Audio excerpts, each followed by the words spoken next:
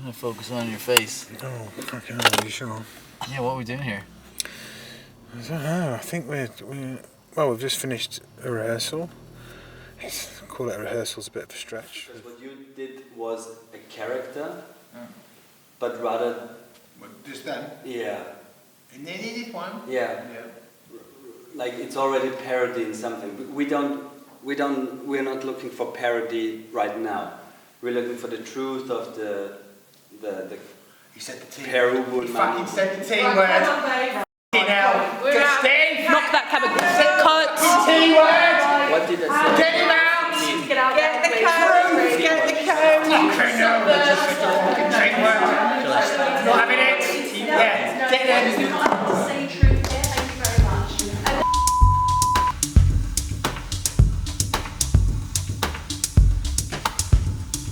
Ooh, boo. Do you want the wanker answer or no? So we're looking at this 130-year-old play, and we've got this version by Neil Bartlett, really sweary and grotesque and fun, and it's an opportunity to do something playful, a bit naughty.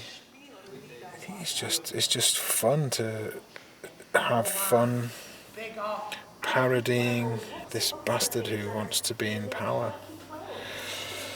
So UBU for me is an opportunity to get back on stage. I got diagnosed with primary progressive MS. I think they've slightly shifted the diagnosis now to relapsing remitting. Yeah. So it affects me in a couple of ways. Like, I don't have much feeling in my left hand, and depending on the day and how much stuff I've done in the gym, it either starts from about my bicep down, sometimes it's from the elbow down, sometimes it's from the wrist down, like reduced sensation. And, but the main thing is my right leg. I've got quite a severe drop foot in the right leg, so I'm just basically at increased risk of falling and tripping. So now getting back on stage, I'm constantly wondering how far can I go, when I'm in the rehearsal room, and at what point does it go from I'm in charge of what you're laughing at. Obviously, we sort of play in this clownesque world.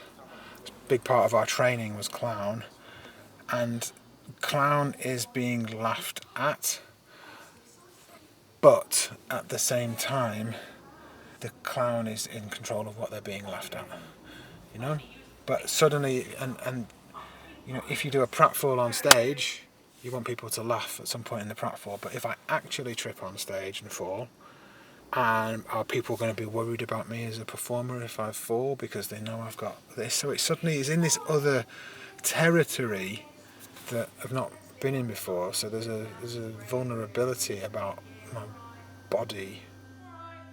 Do you want to know what helps? I journal in the morning. I've started doing this 6-minute journal. And it's ridiculous. It's like 3 minutes in the morning, 3 minutes in the evening. Inevitably, I come back to pretty much the same three: my family, my work life, and a burgeoning connection to something higher than myself. Right? So those are the three things that keep coming back. And then there's a line about, what's your positive affirmation? And it's generally, today I'm gonna try and have fun and be light. And so, irrespective of all of this other stuff that comes in, and these thoughts and these worries, and